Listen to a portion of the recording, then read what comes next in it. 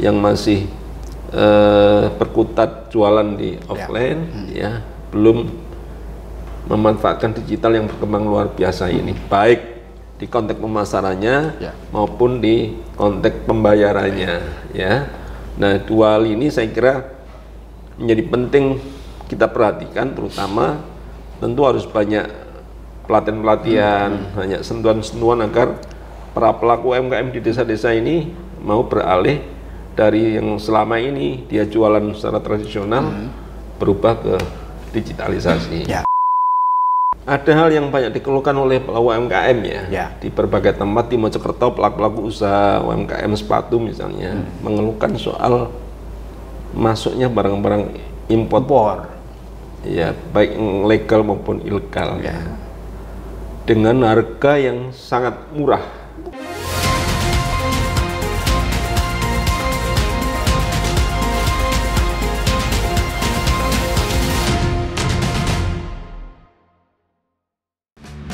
Haji Hidayat, SAG, MSI, lahir di Lamongan, 10 Februari 1972.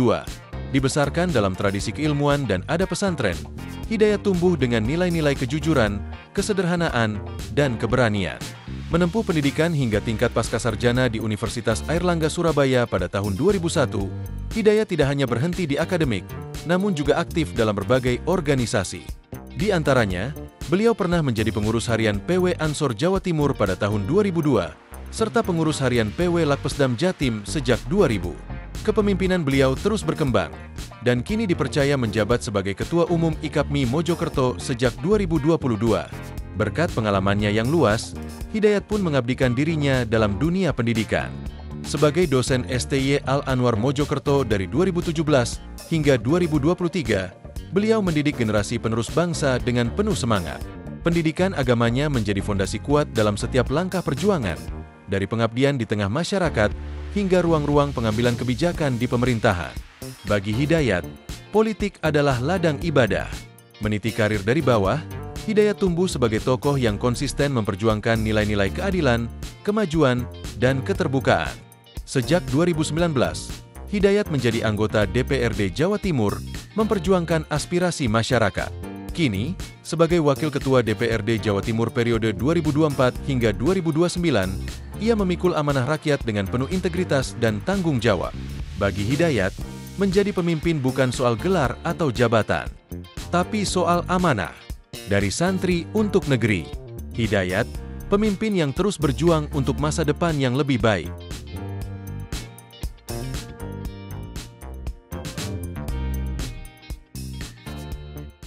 Assalamualaikum warahmatullahi wabarakatuh. Salam sejahtera dan salam sehat untuk kita semuanya.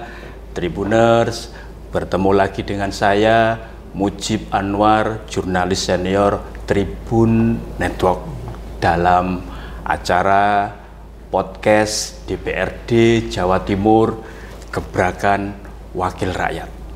Tribuners, ekonomi kerakyatan merupakan konsep pembangunan ekonomi yang berbasis pada partisipasi aktif masyarakat, terutama usaha mikro, kecil, dan menengah atau UMKM dan korporasi.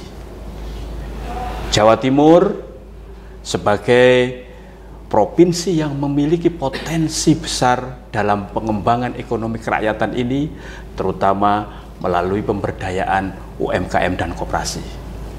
Hal ini sangat penting karena UMKM dan koperasi yang telah menjadi tulang punggung perekonomian daerah dengan kontribusi yang cukup signifikan terhadap produk domestik regional bruto atau PDRB dan penyerapan tenaga kerja, serta perannya juga sangat penting dalam meningkatkan kesejahteraan masyarakat dan mengurangi kemiskinan.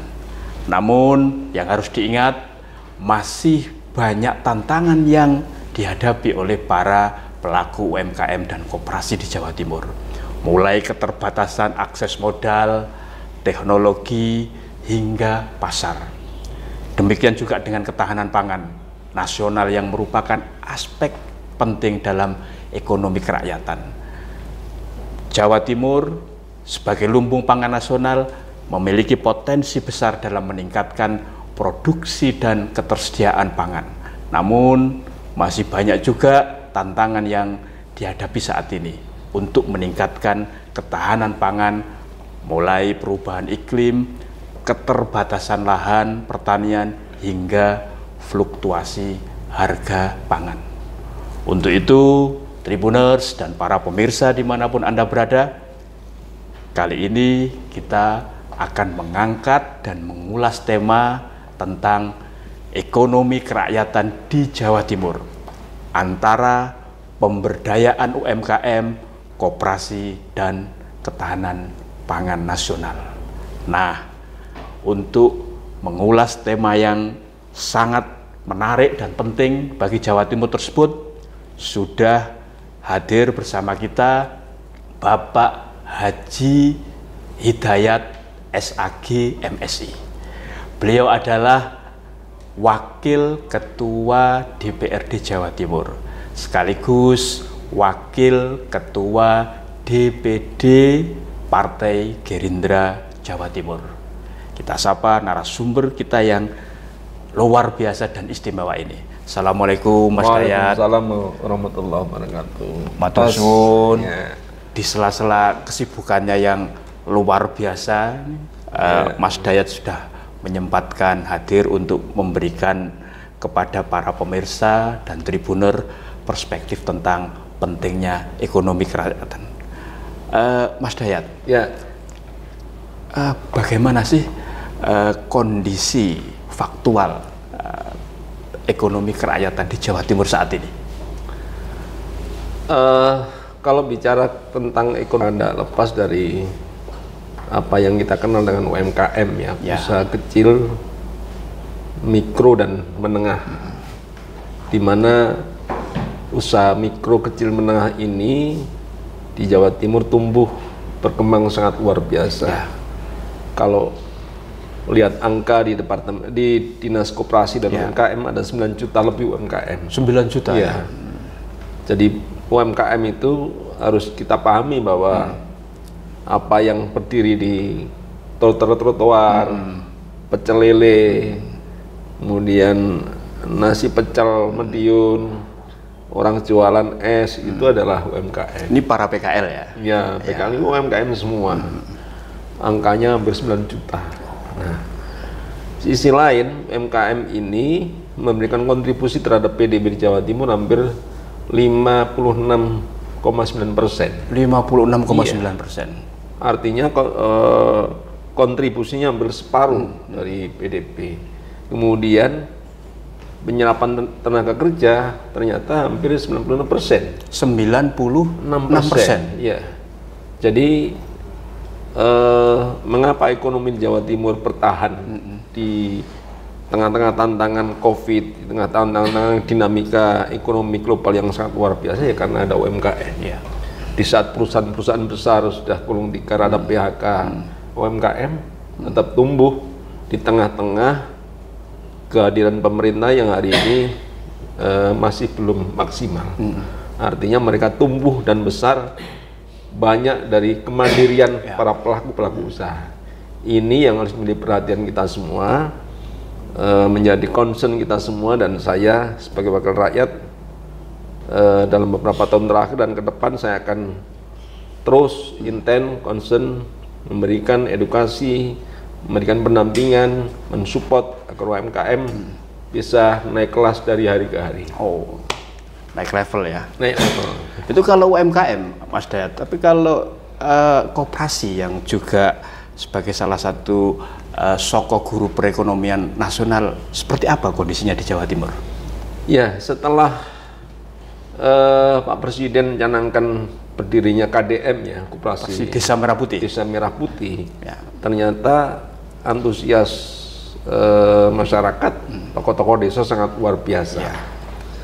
Dan ini membuka memori kita tentang masa-masa jayanya koperasi di era Orde Baru. Yang dulu namanya KUD ya. KUD tentu ini kita evaluasi ya.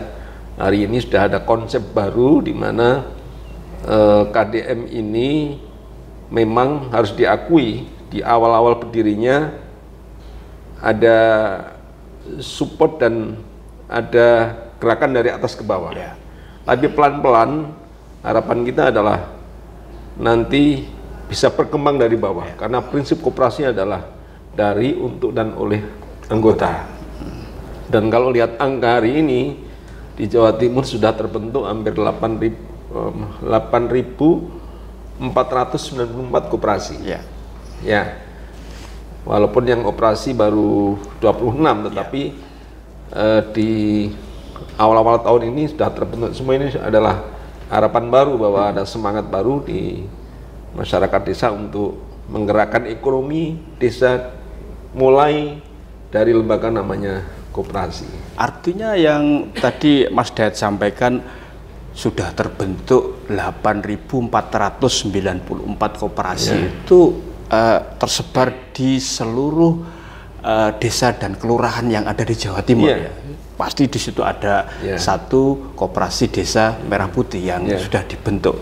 Meskipun tadi disampaikan yang beroperasi baru 26. Baru 26 koperasi. Kira-kira kapan ini di semua desa dan kelurahan di Jawa Timur ini koperasi Desa Merah Putih akan beroperasi semuanya? Kalau melihat arahan dari Menteri Koperasi dalam 2-3 bulan ke depan harapannya sudah mulai jalan semua. Jadi hari ini penataan struktur, kemudian proses legalisasi koperasi, kemudian nanti ada rapat-rapat anggota dan sebagainya. Nah, ya saya optimis dalam waktu yang tidak lama, 2-3 bulan lagi akan operasi, akan mulai jalan, akan melayani masyarakat. Dan apalagi proses legalisasi ini pemerintah sangat mensupport ya. Jadi beberapa kota kabupaten memasukkan anggaran untuk legalisasi koperasi dibantu oleh pemerintah kabupaten. Nah, ini menjadi angin segar, tetapi balik lagi bahwa koperasi nanti harapan kita tumbuh dan berkembang dari anggota dan untuk anggota di desanya masing-masing. Ya, Mas Dayat, apa sih sebenarnya bedanya koperasi Desa Merah Putih ini dengan ya koperasi-koperasi sebelumnya yang itu dibentuk oleh baik kelompok masyarakat maupun organisasi tertentu, atau bedanya dengan KUD ketika zaman Orde Baru dulu? Ya, kalau yang saya amati ya, hari ini kehadiran pemerintah jauh lebih besar ya, terutama di proses pendirian ini. Kemudian sisi lain juga yang saya dengar bahwa nanti ada support pemerintah di soal pendanaan. Tetapi pendanaan ini melalui proses yang tidak cepat ya, proses panjang, terutama bagaimana pengurus koperasi bisa menganalisis potensi-potensi usaha koperasi, kemudian membuat rancangan bisnis ke depan sampai dianalisis, sampai kemudian layak diajukan mendapatkan bantuan modal dari Bank Himbara. Jadi ini bedanya. Kalau dulu pemerintah hanya pada sektor menyiapkan regulasi, pengawasan, tapi sekarang dia mensupport beberapa hal sehingga koperasi bisa berkembang, terutama banyak kementerian yang juga memfasilitasi usaha-usaha desa. Misalkan koperasi-koperasi di daerah-daerah yang potensi tambangnya bagus, kementerian mensupport ke sana. Koperasi desa yang ada potensi hasil-hasil pertanian desa, pemerintah mensupport di situ. Jadi koperasi ini nanti akan tumbuh dan berkembang sesuai dengan potensi-potensi lokal. Tapi pemerintah di samping menyiapkan regulasi, pengawasan, tapi juga tadi mensupport anggaran, tetapi dengan pola yang betul-betul selektif dan prinsip kehati-hatian tetap dijaga. Mas Dayat, ini kan hasil evaluasi sementara itu dari 26 koperasi Desa Merah Putih yang sudah beroperasi, itu kan ternyata di tahap awal ini yang dijual adalah sembako sementara ini kan seperti itu. Gimana ini kan belum sampai tadi betul-betul memanfaatkan potensi lokal di mana KDMP tersebut berdiri? Saya kira di awal tidak ada masalah ya. Ada masalah. Karena sembako itu kan pasarnya sudah jelas dan pasti laku. Ya, jadi kalau jualan sembako pasti laku. Orang pasti butuh beras, butuh minyak, nah butuh ikan, telur dan sebagainya. Kebutuhan pokok lah. Kebutuhan pokok. Kalau koperasi bisa menyiapkan, maka keuntungannya adalah tidak mungkin ada kelangkaan sembako. Ya. Harga pasti terkendali dan juga pasti untung. Nah, sambil jalan koperasi nanti akan terus secara bertahap akan menggali potensi desa. Saya kira di awal tahun nanti sudah ketemu koperasi desa ini, dia fokus dan usahanya ini koperasi nanti akan begitu. Tapi hari ini ya saya kira tidak ada masalah kalau fokus di sembako dulu, karena ini yang sudah pasti ada pasarnya dan pasti laku. Artinya sebagai tahap awal ini sembako dulu tidak apa-apa, nanti berikutnya harus sesuai dengan pasar di masing-masing koperasi tersebut berdiri. Mas Dayat, kita kembali ke soal UMKM yang perannya sangat penting ya untuk ekonomi kerakyatan di Jawa Timur. Nah, tadi Mas Dayat menyampaikan bahwa perlu ada peningkatan kapasitas ya kan, agar UMKM ini bisa naik kelas atau naik level kan, seperti itu, agar dampaknya terhadap kesejahteraan masyarakat itu betul-betul terasa. Apa yang perlu dilakukan agar UMKM ini naik level? Ada banyak hal ya yang perlu menjadi perhatian. Yang pertama adalah peningkatan kapasitas pelaku UMKM. Jadi harus ada banyak inovasi, harus lebih kreatif, ya harus mau bekerja keras. Yang kedua adalah soal permodalan. Ya, banyak pelaku UMKM yang masih enggan dalam berhubungan dengan perbankan. Ya. Banyak warung-warung yang masih berhubungan dengan rentenir. Ini tentu memberatkan dan keuntungannya tidak dinikmati, tapi dinikmati oleh rentenir. Nah, tentu ini menjadi PR kita, bagaimana pelaku UMKM itu bisa memanfaatkan layanan pembiayaan di bank-bank yang ada di Jawa Timur. Misalnya, karena kita punya 2 BMD yang terkait di layanan pembiayaan, ada Bank Jatim, ada Bank UMKM, yang kita support anggarannya untuk kepentingan pelaku-pelaku UMKM dengan bunga 6% flat per tahunnya. Saya kira ini sangat ringan. Problemnya banyak yang tidak tahu, banyak yang masih enggan berhubungan dengan bank, banyak yang memang lagi terjerat dengan rentenir. Nah, ini soal pembiayaan. Yang ketiga adalah soal legalisasi. Banyak UMKM yang tidak punya NIB, tidak punya NPWP, dan lain sebagainya, sehingga tidak bisa naik kelas. Pasar menengah tentu kalau beli barang itu melihat labelnya, melihat biasanya kalau makanan ada bahan-bahannya apa saja, ada halal juga dilihat. Nah, sekarang harus kita akui dari 9 juta itu baru 10% yang legal, yang mau mengurus legalisasinya. Kemudian digitalisasi, ya. Banyak pelaku UMKM yang masih memasarkan secara tradisional, yang masih berkutat jualan di offline, ya, belum memanfaatkan digital yang berkembang luar biasa ini, baik di konteks pemasarannya maupun di konteks pembayarannya, ya. Nah, 2 hal ini saya kira menjadi penting kita perhatikan, terutama tentu harus banyak pelatihan-pelatihan, banyak sentuhan-sentuhan agar para pelaku UMKM di desa-desa ini mau beralih dari yang selama ini dia jualan secara tradisional berubah ke digitalisasi. Ya. Mas Dayat ini kan sebagai wakil rakyat ya, anggota DPRD Jawa Timur, ketika mencermati bahwa problem atau masalah yang dihadapi para pelaku UMKM di Jawa Timur tadi seperti yang disampaikan tadi, apa yang action yang sudah dilakukan untuk lebih menjadikan UMKM ini makin berdaya lah, yang visible tapi tidak bankable, artinya juga mau apa namanya berhubungan dengan sektor modal ya dari perbankan. Apa Mas Dayat? Ya, kita dorong Dinas Koperasi dan UMKM di Jawa Timur untuk banyak menyiapkan pelatihan pada masyarakat ya.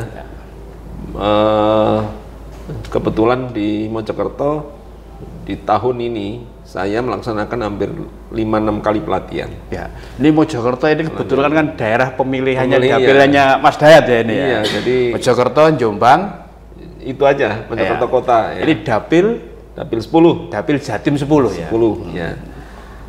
Ketika saya reses mendengarkan keluhan-keluhan, kita dorong dinas untuk menyiapkan pelatihan-pelatihan. Ya, kita datangkan Bank Jatim, Bank UMKM, bagaimana caranya ngurus pinjam, bagaimana ngurus levelisasi halal, bagaimana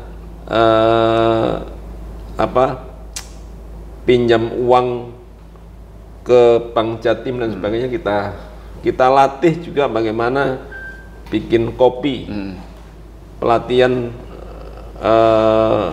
memanfaatkan buah-buahan dari tanaman di rumahnya untuk menjadi makanan yang diolah dan sebagainya. Jadi makin banyak pelatihan makin bagus, cuman memang evaluasinya adalah bahwa pelatihan itu pesertanya harus selektif ya. Yang ikut adalah yang punya motivasi tinggi, yang sudah bergerak di usahanya masing-masing. Jadi sudah ada usahanya, bukan pelaku-pelaku baru yang belum. Nah ini sehingga memudahkan kita untuk meningkatkan kapasitas peserta. Jadi bukan orang baru tapi orang yang sudah bergelut di UMKM. Nah di samping itu kita dorong Bank UMKM dan Bank Jatim ini meningkatkan alokasi anggaran untuk kepentingan pembiayaan UMKM ini. Yang nilai kreditnya meningkatkan nilai kreditnya. Jadi prosesnya cepat, dipermudah, tapi juga angka yang disiapkan oleh dua bank ini jauh lebih besar sehingga bisa mengcover sekian banyak UMKM yang berkembang di Jawa Timur. Saat ini berapa Mas Dayat kredit yang khusus dialokasikan oleh dua bank milik Pemprov Jawa Timur ini untuk sektor UMKM? Tidak besar angkanya ya, dan evaluasi tiap tahun memang tidak terserap semua ya, antara 6 sampai 700 miliar ya. Tapi ya karena aksesnya terbatas para pelaku UMKM sehingga banyak yang tidak terserap ya. KUR itu kan maksimal 25 juta ya untuk pelaku UMKM kecil, dengan syarat ya memang problemnya bank juga masih meminta agunan ya, minta agunan. Tapi yang juga kita siapkan adalah kita subsidi bunganya.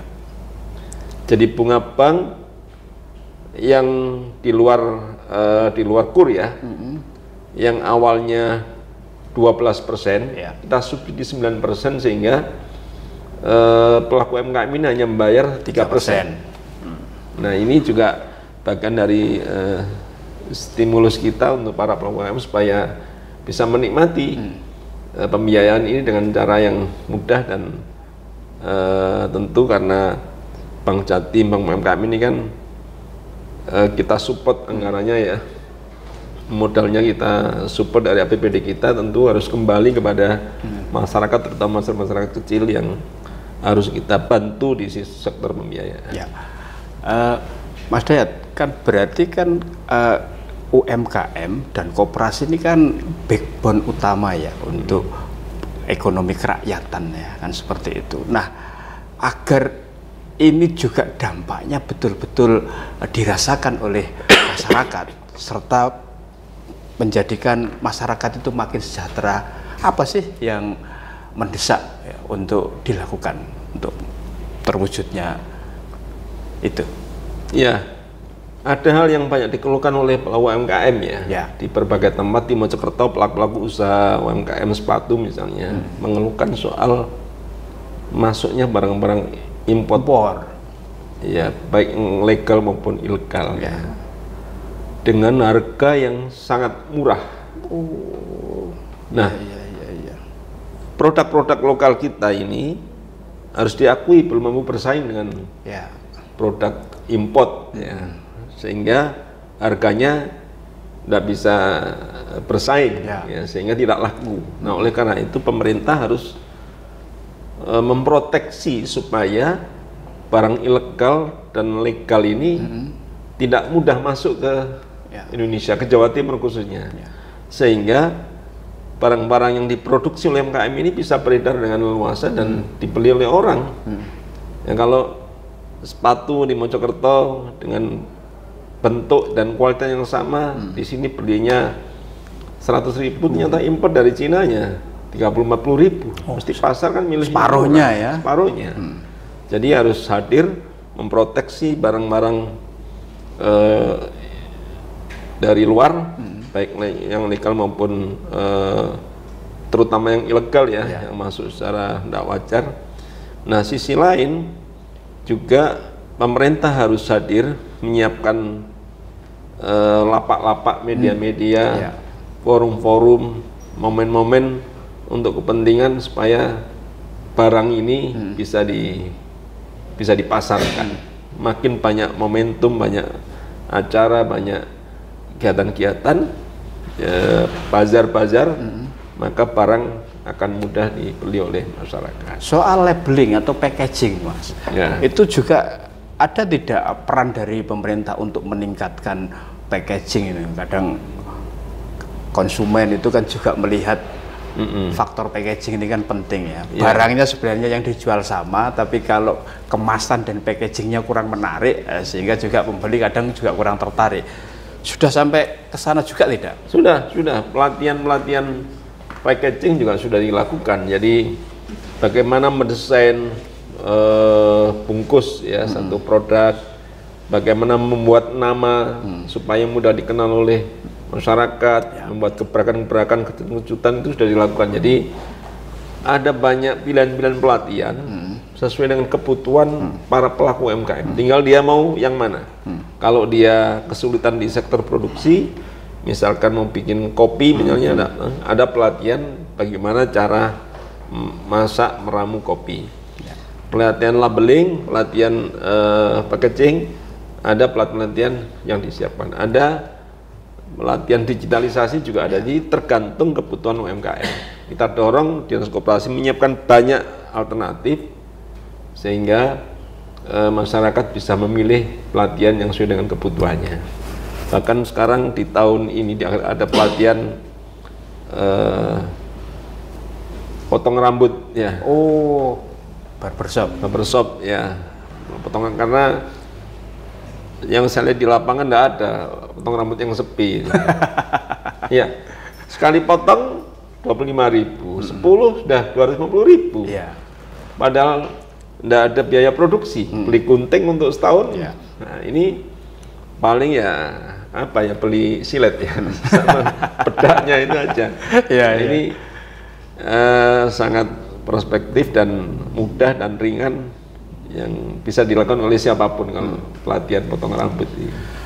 Mas Dayat, agar UMKM ini tetap selain survive makin berkembang serta sustainable, berkelanjutan, apa ini yang mesti dilakukan? Ya, yang pertama adalah dia harus bisa beradaptasi dengan perubahan pasar. Pasar tambah lama,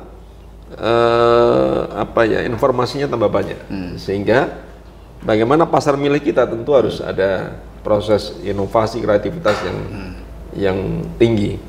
Yang kedua adalah digitalisasi, baik di pemasaran, di produksi maupun di pembayaran. Jadi sekarang orang sudah pembayaran sudah jarang pakai uang cash, uang tunai sudah jarang sekarang. Nah, ini juga harus beradaptasi juga. Yang penting lagi adalah kehadiran pemerintah. Ya. Jadi bagaimana pemerintah hadir di tengah-tengah para pelaku UMKM. Ya. Kalau perusahaan-perusahaan besar, saya kira pemerintah tidak perlu terlalu banyak hadir lah, karena dia sudah tumbuh dan berkembang sendiri sudah luar biasa. Tapi pelaku UMKM yang kecil-kecil ini yang saya kira kalau tidak disupport oleh pemerintah, ya tentu akan gulung tikar ya. Misalnya soal tempat misalnya. Tempat jualan misalnya. Kalau sudah digusur, tentu pemerintah harus berpikir di mana dia harus kita pindahkan, relokasi. Jangan sampai digusur tanpa ada solusi. Ya, karena ketika sudah digusur, berhenti berusaha, kemudian kemiskinan terjadi, tidak bisa nyekolahkan anak, akses kesehatan tertutup, menjadi beban pemerintah. Jadi pemerintah harus hadir di tengah-tengah para pelaku UMKM, terutama membantu menyiapkan lapak-lapak, tempat-tempat yang ini tentu ya harus ada anggaran, harus ada alokasi anggaran. Jadi tempat-tempat yang strategis di sekitar alun-alun, di jalan-jalan strategis harus ada lapak-lapak, stand-stand untuk kepentingan UMKM. Ya. Kalau UMKM disuruh kontrak di tempat-tempat strategis nggak kuat. Ya. Setahun rata-rata 50-60 juta. Dari mana? Nah, tentu ini penting, di samping tadi kita dorong digitalisasi, jualan online, tapi juga ada lapak yang disiapkan oleh pemerintah. Yang saya kira jualan offline-nya. Ya, saya kira ini akan mendorong UMKM untuk hidup jangka panjang ke depan. Mas Dayat, ini kan pemerintah kan selalu menyampaikan pro mendukung pengembangan UMKM. Itu tercermin tidak dalam politik anggaran? Sampai detik ini saya kira belum ya. Belum ya? Belum. Jadi harus kita akui bahwa support anggaran kita masih seputar di pelatihan-pelatihan, di labeling, tapi di konteks lain, terutama di pembiayaan, saya kira juga masih kecil ya. Jadi harus kita akui bahwa UMKM masih hidup sendiri, belum merasakan kehadiran pemerintah. Tapi saya berkeyakinan untuk terus berjuang mendorong pemerintah agar mensupport UMKM ini, karena ini bagian dari tulang punggung ekonomi di Jawa Timur. Bayangkan kalau UMKM ini gulung tikar semua, 96% tenaga kerja akan nganggur. Ya. Kemudian potensi PDB yang hampir separuh tadi itu, ya tentu akan berpengaruh terhadap kondisi ekonomi di Jawa Timur. Jadi ini dua hal penting ini saya kira menjadi perhatian kita, agar kita memang lebih serius, lebih bisa hadir di tengah-tengah masyarakat, lebih bisa mensupport agar UMKM ini tumbuh dan berkembang dengan baik. Mas Dayat, apa ini pesan ya dan harapan dari Mas Dayat ini agar UMKM dan koperasi di Jawa Timur itu betul-betul cerminan dari ekonomi kerakyatan lah, menjadi sokogulu, tulang punggung untuk mensejahterakan masyarakat di Jawa Timur? Saya kira kalau kita serius mengelola UMKM dan koperasi, ya, ini akan menjadi pondasi kekuatan ekonomi di Jawa Timur, ya, karena UMKM dan koperasi ini melibatkan banyak orang, melibatkan banyak sumber daya, melibatkan banyak potensi. Ya, kalau ini kemudian kita kelola dengan baik, kita dorong kebijakan-kebijakan berpihak kepada para pelaku UMKM dan koperasi, maka kesejahteraan akan bisa kita nikmati. Ya, angka kemiskinan di Jawa Timur masih sangat tinggi. Ya, Tentu kalau para anggota ini di koperasi ya diikuti oleh orang-orang yang tidak mampu, orang miskin, maka nanti dia akan pelan-pelan terangkat ekonominya. Karena ketika bergabung di koperasi ada keuntungan, setiap tahun dia menerima hasil simpanan pokoknya dan sebagainya, maka akan ada tambahan ekonomi.